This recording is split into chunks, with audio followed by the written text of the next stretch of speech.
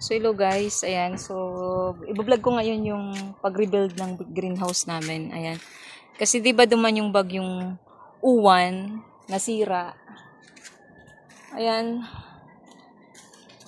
So sinafeguard naman namin yung mga lettuce. Kaya lang after ng bagyong uwan, nag-build kami tapos manipis lang yung plastic na ginamit namin. Then nasira siya nung humangin ng malakas, tapos sinabayan pa ng ulan. So ngayon, ito yung ginagawa ng asawa ko.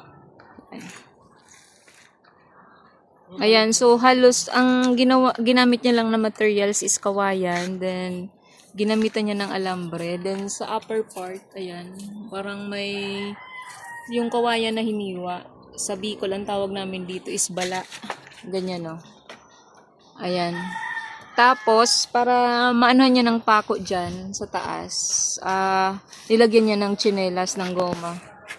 Diba? Kasi if ever na walang goma, parang hindi didikit yung pako. So, yan. So, ang gulo pa nito. So, mamaya ipapakita ko yung outcome. Yan. So, parang binagyo pa yung itsura, no? So, ganyan lang. So, may mga nasayang akong mga lettuce. As you can see. Yan, oh. Ito sa sobrang init, parang nalanta. Tapos, napasukan din kasi ng tubig ulan. So, parang yung nutrients niya, wala na. Kaya siguro, ayan, halos mamatay na. So, hopefully, makarecover pa. So, mamaya na lang yung outcome. Ayan. A few moments later. So, bali ito na. Naayos ko na rin yung mga lettuce. Ayan. Kaya lang may mga na-stress talaga. Gawa ng maraming, sobrang init kanina. Ayan. So, halos nalanta siya, oh. Ayan. So, ito, bagong transplant ko rin. Ayan. So, yung kabuuan ng greenhouse na to is 2x3. Ayan. So, yung width is 2 meters. And then, yung length is 3 meters. Ayan. So, mga bamboo lang ang nakalagay dyan. So, as you can see, halos, ang nipis lang ng natatrap na tubig. Ayan. So, tinanggal ko na. Diba? So, nag-set up na rin kami ng ilaw dito. Diba? At least kung gabi halimbawa, may gagawin. So, at least may ilaw. Tapos, yan, kasi yung greenhouse ko before is 1x3 lang. Ibig sabihin, yung width lang is 1 meter and then yung length is 3 meters. So, nagamit yung plastic niya. Yan. So, maiksik lang siya. Tapos, outside, may kulambo. Yan. Kulambo yan. Kasi ito naman yung manipis na nabili ko, which is ito yung nag-cause kung bakit nasira yung greenhouse ko kahapon. Ayan. So, ginawa ko na lang siya ng pang-cover dito. At least pang-prevent din if ever matilamsikan ng ulan, di ba?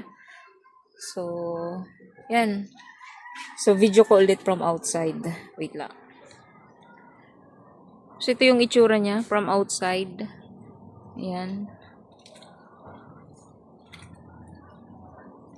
So, yan. Tapos yung taas, ganyan lang. So, basta 2x3 meters to. Okay, that's all. Thank you for watching, guys. Have a nice day. Yan. So, kompleto na ang ating setup.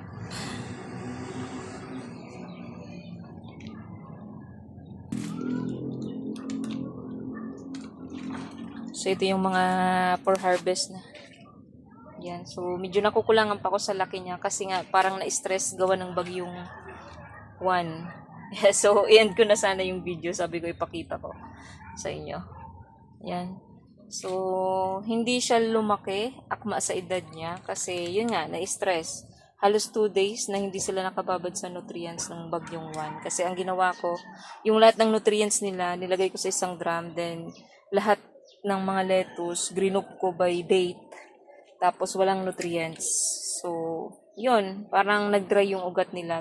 Yun, parang nabansot. So, hopefully makarecover pa sila. Pero pwede na rin itong ibenta. Siguro mas lesser yung price. Yan, no. Kasi ito yung mga bagong transplant na yun.